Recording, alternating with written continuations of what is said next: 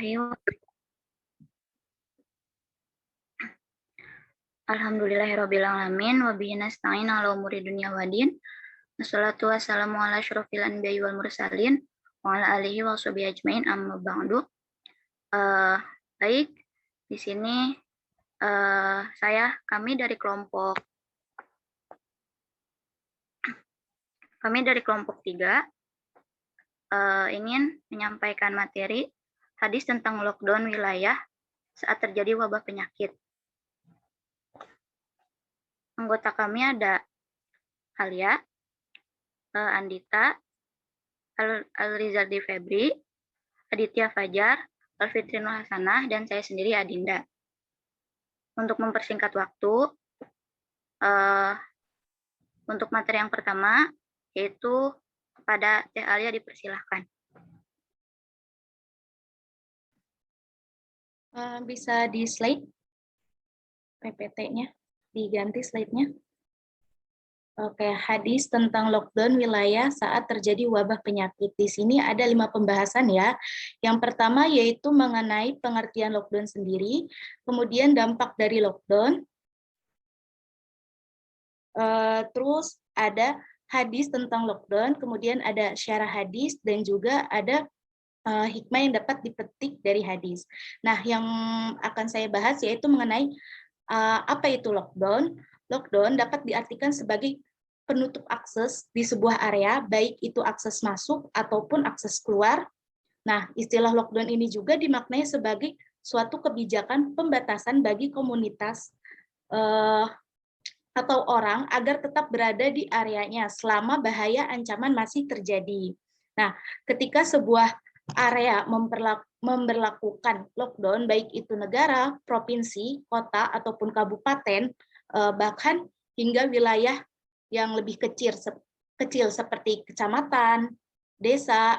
Nah, itu tuh masyarakat yang tinggal di sana itu tidak hanya dilarang untuk berpergian keluar dari area tersebut. Nah, akan tetapi juga tidak diperbolehkan melakukan banyak aktivitas di luar ruangan. Nah, lockdown ini juga dapat kita kaitkan dengan kondisi yang pernah kita alami pada tahun 2021, yaitu dengan adanya virus COVID-19.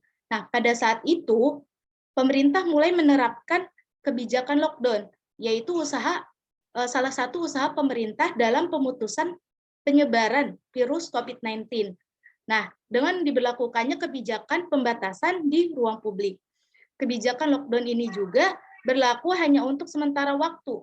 Jadi, kalau kondisi dan situasi dinilai sudah membaik, kebijakan lockdown ini dapat dicabut lagi oleh pemerintah. Nah, dari sini dapat kita simpulkan bahwa lockdown itu adalah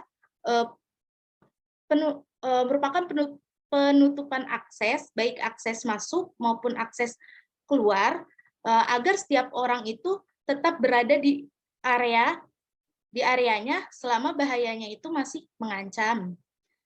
Mungkin cukup sekian yang dapat saya sampaikan, kurang lebihnya mohon maaf, saya kembalikan kepada moderator. Terima kasih. Baik, terima kasih untuk Teh Alia. Pemateri yang selanjutnya, saya persilakan kepada Teh Andita. Untuk materi yang selanjutnya yaitu dampak dari lockdown. Dampak dari lockdown sendiri itu terdapat 2 dampak. Yang pertama dari ekonomi. Salah satunya yaitu sulit memenuhi kebutuhan sehari-hari karena tidak boleh keluar rumah. Dan yang kedua terjadi penurunan permintaan konsumen. Sementara untuk dampak dari psikologisnya itu sendiri yaitu dapat memicu gangguan kesehatan mental. Karena ketika kita lockdown, kita kan terus menatap laptop seperti ini ya, online, pembelajaran online. Itu akan memicu gangguan kesehatan mental yang bikin kita jadi stres karena terus menatap layar laptop. Mungkin cukup sekian yang dapat saya sampaikan. Saya kembalikan kepada moderator. Baik, terima kasih untuk Andita. Lanjut kepada materi yang selanjutnya, yaitu kepada Febri. Kepadanya, silahkan. Oke, terima kasih moderator yang sudah mengizinkan saya untuk bicara. Baik, itu selanjutnya yaitu teks hadis tentang lockdown. Di sini ada hadis yang berbunyi Haddatsana Abdullah bin Yusuf akhbarona Malikun an ibni Syihabin an Abdullah bin Amiri anna Umara kharaja ila Syami falam makana bisar wa balaghahu annal waba aqad waqa'a bisyami fa akhbarahu Abdurrahman ibn Aufin anna Rasulullah sallallahu alaihi wasallam annahu qala idza sami'tum bihi bi ardi fala taqadamu alaih wa idza waqa'a bi ardi wa antum biha fala takhruju firaran minhu, yang artinya menceritakan kepada Abdullah bin Yusuf, menceritakan kepada kami Malik dari Ibn Syihab dan dari Abdullah bin Amir, sesungguhnya Umar pergi ke Syam. Maka ketika sampai di daerah Sagar, disampaikan kepadanya bahwa wabah telah melanda di negeri Syam. Maka Abdurrahman bin Auf memberitahu Umar bahwasanya Rasulullah Shallallahu Alaihi Wasallam bersabda, jika kamu mendengar wabah di suatu wilayah, janganlah kalian mendatanginya. Dan jika terjadi wabah di tempat kamu berada, maka janganlah melarikan diri dan meninggalkan tempat itu. Hadis riwayat Al-Bukhari nomor hadis 5730. Mungkin sekian dari saya kembalikan kepada moderator. Baik, terima kasih untuk Kak Febri. Selanjutnya yaitu penyampaian syarah hadis yang akan disampaikan oleh Aditya. Kepadanya dipersilahkan. Oke, sebelumnya saya meminta maaf karena tidak bisa on cam, terkendala oleh jaringan. Lanjut pada pembahasan syarah hadis. Di sini bahwa menurut Ibnu Hajar Al-Asqalani, hadis ini menjelaskan bahwa seseorang yang hendak memasuki suatu wilayah, lalu dia mengetahui wilayah tersebut terpapar wabah atau taun, agar ia kembali pulang. Hal itu bukanlah keyakinan terhadap adanya pertanda keburukan, melainkan sebuah bentuk pencegahan agar terhindar dari kebinasaan. Kelompok lain meyakini bahwa larangan mendatangi wilayah terpapar wabah dalam hadis bersifat makruh, bukan haram. Maka diperbolehkan datang ke wilayah terpapar wabah bagi orang yang kuat tawakal dan keyakinannya. Nah, di sini bisa dipahami bersama bahwasannya ketika ada satu wilayah yang terpapar wabah, maka itu kita diperbolehkan yang hukumnya bukan haram dalam beberapa pandangan, tetapi ini menjadi sesuatu hal yang makruh. Bijaksananya kita bisa menimbang dan melihat apabila ini kita akan terpapar, maka lebih baik tidak. Dan apabila kita kuat keyakinan dan bertawakal, maka silahkan. Ini sama seperti dengan apa yang dilakukan oleh Umar bin Khattab, kalau tidak salah, ketika suatu tempat sudah terpapar wabah, maka beliau itu kembali pulang dengan mengatakan, aku berlari dari takdir menuju takdir yang lain. Nah, ini artinya bahwa apabila ini menyebabkan suatu keburukan, maka lebih baik kita meninggalkannya. Apabila kita yakin ada suatu keperluan yang tidak bisa ditinggalkan, maka bertawakallah kepada Allah. Semoga kita dilindungi dari segala wabah yang sedang terjadi. Mungkin itu yang bisa disampaikan. Kurang lebihnya mohon maaf. Saya serahkan kepada moderator. Terima kasih. Baik, terima kasih untuk penyampaian syarahnya. Yang terakhir yaitu pelajaran yang diambil dari hadis yang sudah dijelaskan tadi akan disampaikan oleh Teh Alfitri. Kepadanya dipersilahkan. Baik, langsung saja ke materi yang terakhir, yaitu pelajaran yang dipetik dari hadis. Nabi Shallallahu Alaihi Wasallam tidak hanya melarang umat untuk masuk ke wilayah yang terpapar wabah, melainkan beliau melarang penduduk wilayah yang terpapar untuk keluar dari wilayahnya agar wabah tersebut tidak menyebar ke wilayah lain. Hal tersebut dibuktikan oleh mukjizat Nabi Muhammad SAW dalam bidang ilmu medis. Upaya ini juga sangat relevan dengan istilah lockdown atau karantina wilayah yang ditetapkan beberapa negara di dunia saat ini sebagai upaya menekan angka penularan COVID-19. Sebagian ulama membolehkan keluar dari wilayah terpapar wabah dengan niat bukan untuk melarikan diri dari takdir Allah dan tidak meyakini bahwa larinya itu menyelamatkan diri dari kematian. Adapun keluar untuk kebutuhan mendesak seperti berobat, maka diperbolehkan. Sekian yang dapat saya sampaikan, saya kembalikan ke moderator. Alhamdulillah, materi telah disampaikan. Untuk selanjutnya yaitu sesi tanya jawab. Barangkali dari teman-teman ada yang belum paham atau ingin ada yang ditanyakan, silahkan. Assalamualaikum, saya izin bertanya. Boleh? Waalaikumsalam. Silahkan, Teh.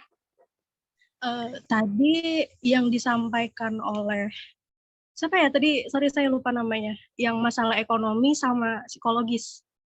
Itu kan yang ekonomi itu katanya ada penurunan konsumen sama apa tadi satunya?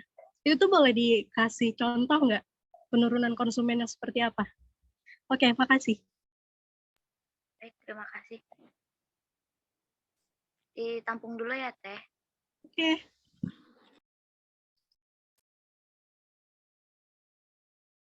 Selanjutnya, ada yang ingin bertanya kembali?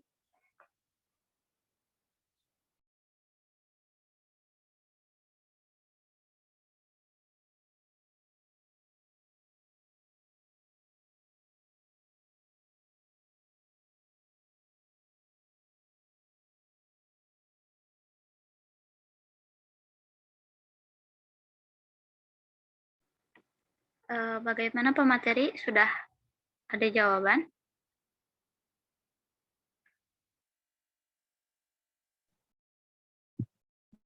Assalamualaikum. Waalaikumsalam. Izin bertanya boleh?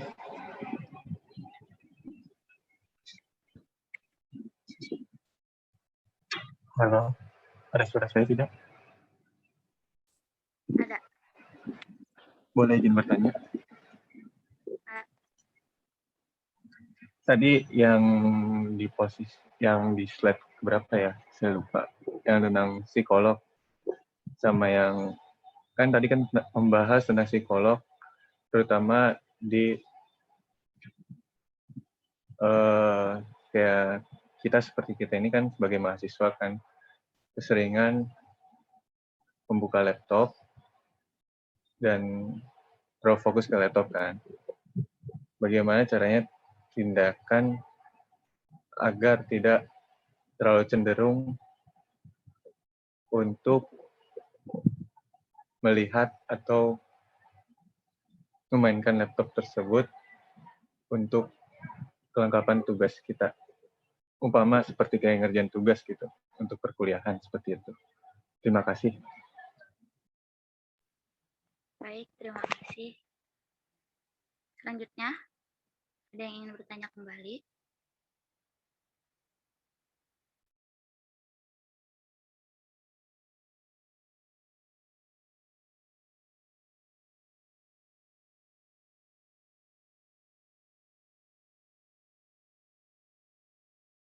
Moderator izin menjawab pertanyaan dari Teh Leni tadi.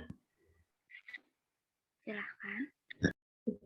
Tadi untuk pertanyaan dari Teh Leni kan tolong berikan contoh mengenai dampak ekonomi dari lockdown. tadi untuk dampak ekonomi sendiri itu yang pertama kan sulit memenuhi kebutuhan sehari-hari karena tidak boleh keluar rumah. Contohnya sulit memenuhi kebutuhan sehari-hari karena banyak yang panik buying pada saat pemerintah melakukan lockdown untuk daerah kita. Jadi banyak masyarakat yang tidak dapat berbelanja untuk memenuhi kebutuhan pokoknya sehari-hari pada saat itu. Terus untuk yang kedua itu ya terjadi penurunan permintaan konsumen. Contohnya ketika kita belanja Shopee gitu, untuk cewek-cewek mungkin tahu ya, karena ada beberapa toko Shopee yang letaknya ada di Cina, sementara Cina itu merupakan suatu negara yang awal mulanya virus ini sendiri. Jadi untuk masyarakat Indonesia mengurangi berbelanja di toko yang letaknya di di negara Cina. Mungkin seperti itu teh contohnya. Oke. Jawabannya dapat dimengerti. Makasih banyak. Baik, terima kasih untuk Anjita. Untuk pertanyaan yang kedua, materi sudah ada jawaban. Saya izin menjawab pertanyaan kedua, boleh? Silakan. Dari Muhammad Rizky tadi ya. Oke, untuk pertanyaannya, bagaimana tindakan agar tidak terlalu cenderung untuk melihat laptop dalam mengerjakan tugas?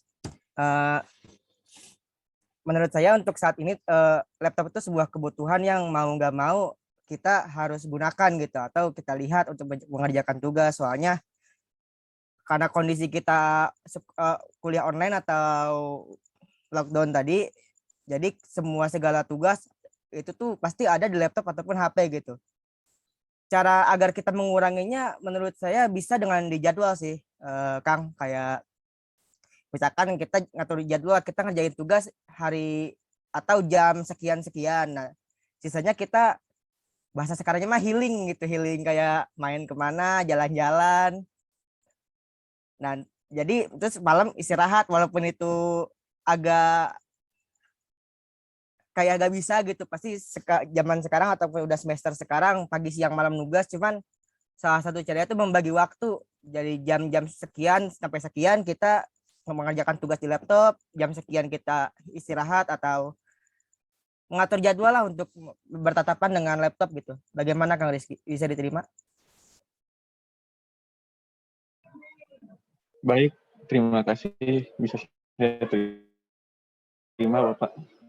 Oke, terima kasih Kang Rizky atas pertanyaannya.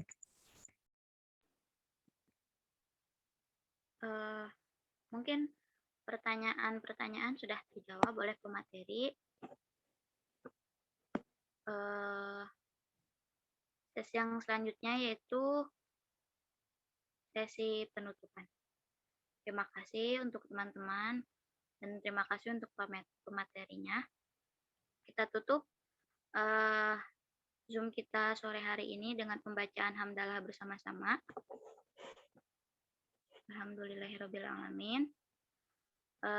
Lalu kita baca kafaratul majlis bersama-sama.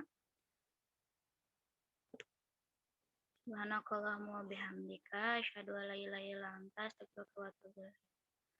Kurang lebihnya mohon maaf. Wal akhirul kalam. Assalamualaikum warahmatullahi wabarakatuh. Waalaikumsalam warahmatullahi Waalaikumsalam wabarakatuh. warahmatullahi wabarakatuh. Waalaikumsalam warahmatullahi wabarakatuh.